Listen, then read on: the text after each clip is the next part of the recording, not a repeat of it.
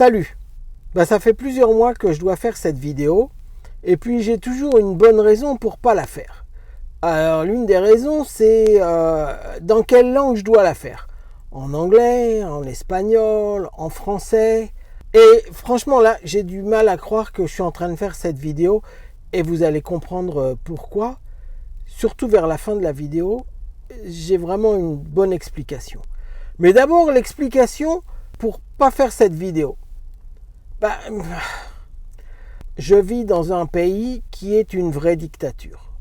Et pour des raisons de sécurité, depuis 5-6 mois, j'ai décidé de la fermer, de rien dire.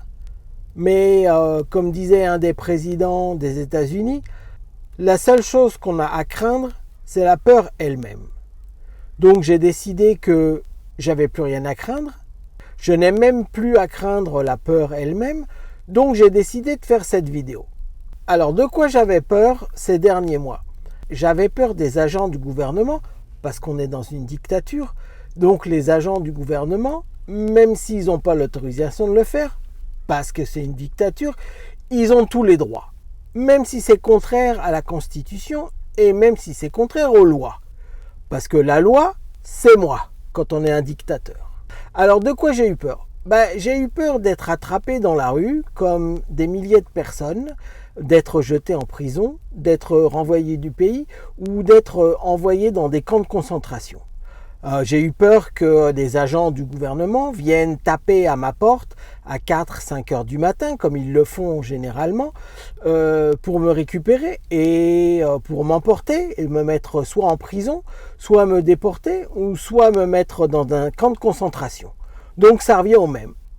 Donc pour éviter ça, j'ai pris mes dispositions et c'est aussi une des raisons pour lesquelles il a fallu que j'attende pour faire cette vidéo parce que j'étais pas sûr. Alors maintenant que j'ai pris des dispositions, on peut toujours venir taper à ma porte et on peut toujours m'arrêter dans la rue pour des raisons que je ne comprendrai pas.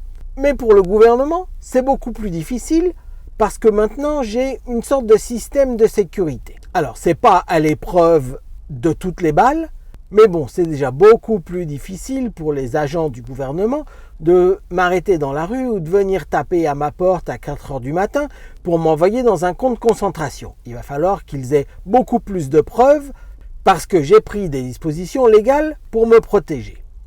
Alors, a priori, après ces dispositions légales, si je ne dis rien du tout, si je ne fais rien du tout, si je ne critique pas le gouvernement, ou si j'accepte tout ce que fait le gouvernement de la dictature, j'ai pas grand-chose à craindre. Et je ne devrais pas être importuné. Le problème, c'est que depuis 6-8 mois, je veux faire quelque chose pour dénoncer cette dictature. Et c'est là où ça pose un problème. Parce que si je fais rien, probablement il n'y a rien qui va m'arriver. Mais si je fais quelque chose comme, par exemple, dire que dans ce pays, il y a une dictature du gouvernement ou la dictature d'une personne, alors là, je commence à prendre des risques. Mais franchement, la moindre des choses que je puisse faire, c'est de dénoncer la dictature parce que si je suis dans ce pays, c'est parce que j'estimais que ce pays était un pays où il y avait une libre expression, où on pouvait faire pratiquement tout ce qu'on voulait, si on le faisait dans les règles et dans les lois. Mais les choses ont changé depuis 6-8 mois. Donc, est-ce qu'il y a quelque chose à faire? Oui, on ne va pas se laisser faire. Et donc, comme j'ai décidé de faire quelque chose, et en ce qui me concerne, faire quelque chose, c'est parler de la dictature et dénoncer la dictature, même si je ne fais pas plus, c'est déjà prendre un risque et probablement prendre un risque très très grand. Alors, il y a une citation qui est très connue, qui date de l'époque des nazis et qui a été écrite par quelqu'un qui s'appelle Martin Niemöller. Donc voilà la citation. Ils sont d'abord venus chercher les communistes et j'ai rien dit parce que j'étais pas communiste. Ensuite, ils sont venus chercher les syndicalistes et j'ai rien dit parce que j'étais pas syndicaliste. Ensuite, ils sont venus chercher les juifs et j'ai rien dit parce que j'étais pas juif. Et finalement, ils sont venus me chercher et là, il n'y avait plus personne pour protester. Donc la situation est un petit peu similaire aujourd'hui dans le pays dans lequel je vis, parce que le gouvernement est en train d'aller chercher les soi-disant communistes, et je dis rien parce que je ne suis pas communiste. Ensuite, le gouvernement va chercher les syndicalistes, et moi je dis rien parce que je ne suis pas syndicaliste. Et ici, pour le moment, le gouvernement ne va pas chercher les juifs, mais il va chercher tous les étrangers, et notamment les étrangers sans papier. Et moi je dis rien pour le moment, parce que j'ai des papiers. Mais bon, le problème, c'est qu'à partir du moment où le gouvernement a décidé d'attaquer les communistes, les syndicalistes, les sans-papiers et les étrangers, forcément, ils vont venir pour chercher quelqu'un d'autre. Alors, on sait absolument que dans ce pays, dans le pays dans lequel je vis, à peu près 90% des gens qui sont d'accord avec le dictateur sont également d'accord pour déporter tous les étrangers, qu'ils aient des papiers, qu'ils n'aient pas de papier, qu'ils soient en situation illégale ou qu'ils soient en situation légale, ou que ce soit des gens qui ont acquis la nationalité du pays. À partir du moment où on est étranger dans ce pays, 90% des gens qui supportent la dictature ont décidé qu'on ne devrait pas faire partie de ce pays-là. Alors évidemment, cette citation est un peu forte. On a l'impression que j'attends le dernier moment pour pouvoir me révéler et raconter ce qui se passe ici dans ce pays dans lequel je vis. En fait, non. En fait, ce que j'ai déjà dit, c'est que si je le faisais avant, j'avais beaucoup plus de risques. Et maintenant que j'ai pris des dispositions légales, je peux toujours être importuné ou déporté par le gouvernement, mais c'est beaucoup plus difficile. Donc, dans ce pays, on est en dictature. Alors, est-ce qu'on est dans une dictature totale dans ce pays? Peut-être pas encore. Mais bon, on sait que quand les dictateurs commencent, il y a des étapes et on sait quelles sont les étapes que les dictateurs prennent pour pouvoir avoir le pouvoir total sur le pays. L'une des premières choses que les dictateurs font, c'est qu'ils saisissent les médias. Ils interdisent certaines radios, certaines télévisions, certains réseaux sociaux. Ils achètent certains réseaux sociaux pour pouvoir les manipuler à leur façon. Donc ça, c'est une des étapes. Une étape supplémentaire, c'est de changer les lois pour des lois qui leur conviennent ou faire des lois qui sont contraires à la Constitution. Mais comme le dictateur pense qu'il a le droit de tout faire, il peut lui faire des lois qui sont contre la Constitution. Étant donné qu'il est le président de ce pays, il pense qu'il a le droit de faire toutes les règles, y compris des règles qui sont des règles et des lois qui sont contre la Constitution. Une autre chose que le futur dictateur peut faire dans ce pays, c'est établir une police secrète, masquée, sans nom, sans rien du tout, pour aller dans la rue, pour pouvoir rafler des tas de gens et les envoyer en prison, ou les déporter, ou les envoyer dans des camps de concentration. Encore une autre chose que le gouvernement ou le futur dictateur ou le dictateur peut faire, c'est envoyer l'armée dans les villes. Alors, ça, c'est vraiment la dernière étape d'un dictateur, parce que dans aucun pays du monde, un gouvernement démocratique peut envoyer l'armée dans son propre pays, parce que l'armée n'est pas là pour remettre de l'ordre dans le pays, parce que ça, c'est le travail de la police. Le travail de l'armée, c'est de lutter contre les ennemis qui sont en dehors du pays, et pas lutter contre les ennemis qui sont dans le pays. Encore une fois, ça, c'est le rôle de la police, pas de l'armée. Alors, où est-ce qu'on en est, nous? Alors, il y a des gens qui disent on n'est pas à 100% dictature. Oui, on n'est pas à 100% dictature. Est-ce qu'on est à 90%? Peut-être qu'on n'est même pas à 90% de dictature. Est-ce qu'on est à 60 ou 50%? Moi, ce que je dis, c'est qu'à un moment donné, il faut tracer une ligne, quoi. Est-ce que la ligne, c'est à 40 ou 50% ou 60%? Mais en tout cas, la ligne, c'est pas à 100%. Parce que si on dit que la ligne où on désigne que quelqu'un est un dictateur à 100%, c'est trop tard. Pour pouvoir arrêter un dictateur, il faut arrêter cette personne avant qu'elle franchisse toutes les étapes. Et moi, ce que je dis, c'est que beaucoup d'étapes ont été franchies déjà. Alors, les médias aux États-Unis, elles sont comme ça. Elles tremblent, elles ont peur, elles sont absolument terrifiées du pouvoir parce que c'est le pouvoir qui leur donne l'autorisation de pouvoir travailler. Donc, quand le futur dictateur dit quelque chose, les médias ne disent rien du tout ou disent « Ah, peut-être que oui, peut-être qu'il a raison, peut-être que ça va marcher, peut-être que c'est pas complètement contre la loi ou la Constitution, donc on va lui passer. » Et le problème, c'est que à un moment donné, il faut arrêter et dire « Ya basta !» Il y en a marre, il faut vraiment s'arrêter et dire les choses comme elles sont. Si ça a la couleur et le goût d'une banane, c'est une banane. Donc là, on est dans une banane, comme dans une république bananière. Alors une démocratie, c'est un petit peu comme un cancer, quoi. Si on s'y prend assez tôt, le cancer, on peut le traiter. Alors, soit on peut prolonger la vie, soit on peut vraiment traiter le cancer et faire que la personne soit complètement libre de cancer et puisse vivre 20, 30, 40 années de plus.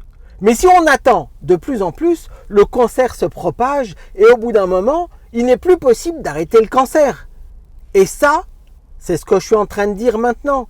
Si on s'y prend trop tard, le cancer de la dictature va être trop grand et on va plus pouvoir s'arrêter.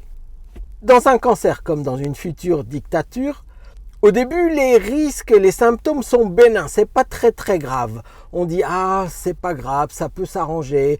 Peut-être même que ça peut s'arranger tout seul.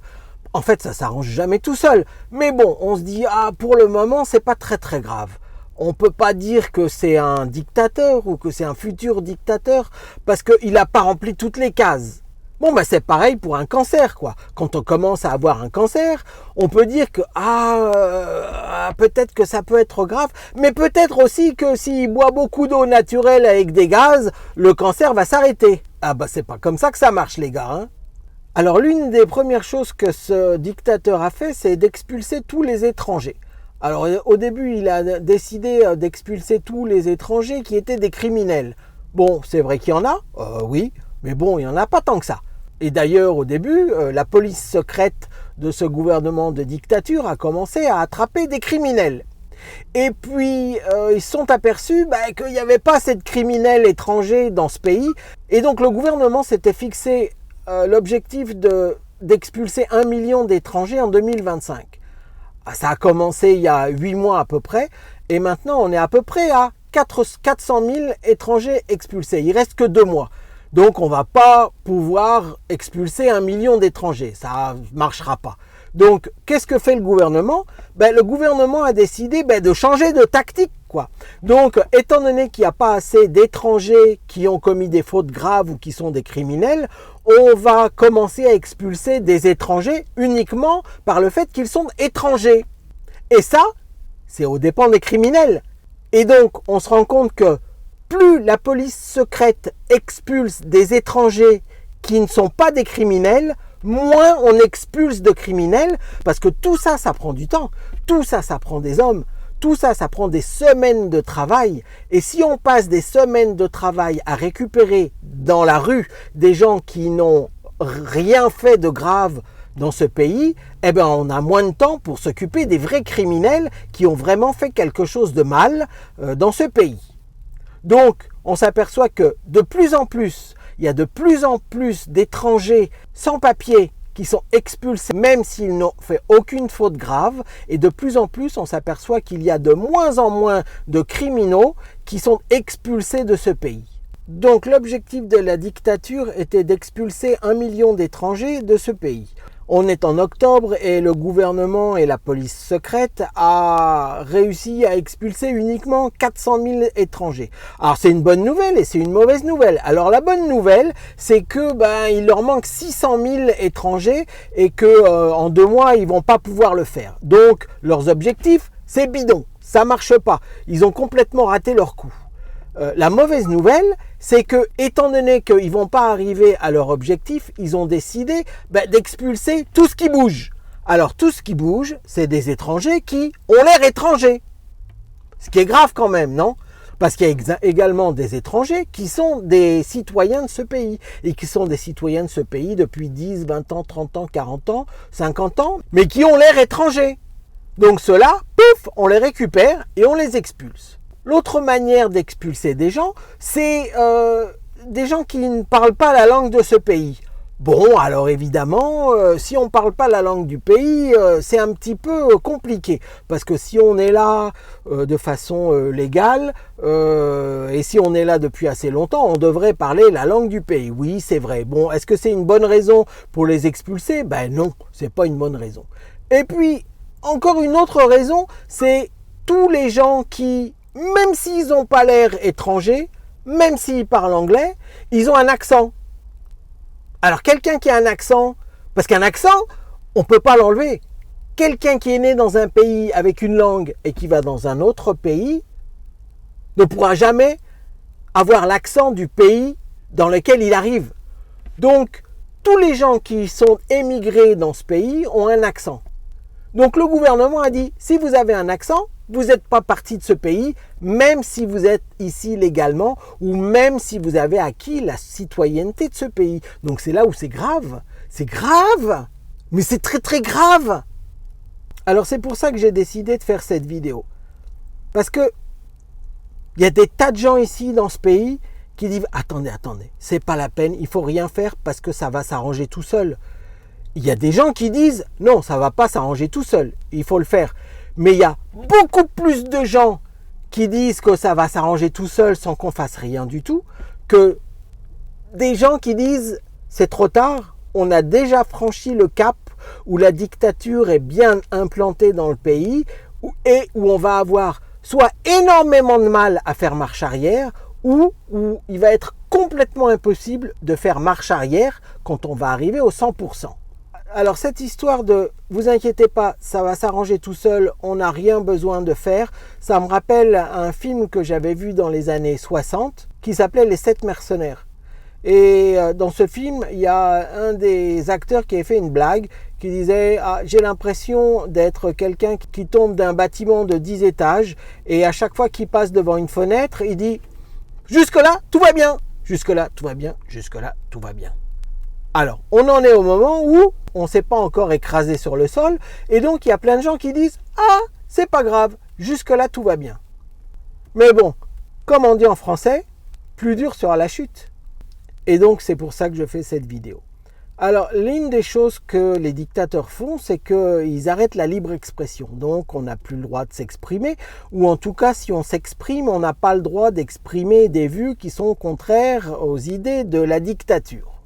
Et il y a des petits malins qui vont me dire bah, « Qu'est-ce que tu es en train de faire là? Tu es en train de faire une vidéo où tu es en train d'expliquer que tu es contre la dictature de ce pays. » Oui, effectivement, et pour le moment, il n'y a personne qui est venu taper à ma porte pour m'arrêter.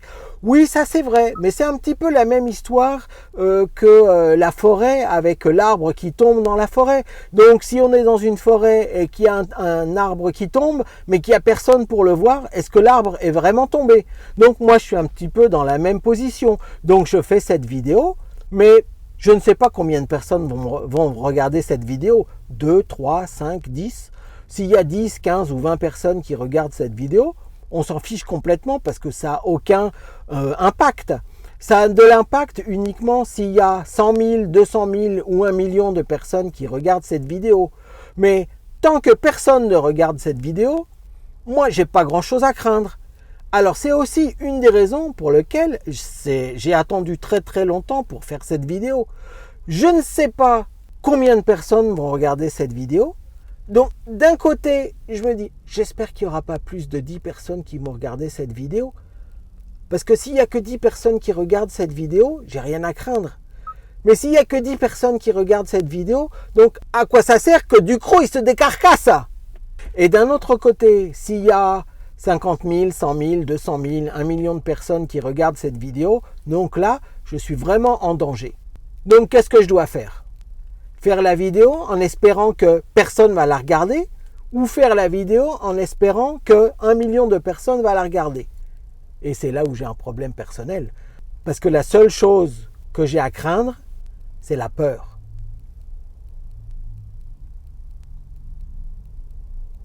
parole de président. Donc voilà où on en est. Alors pour le moment, on en reste là et puis on se voit dans la prochaine vidéo. Salut!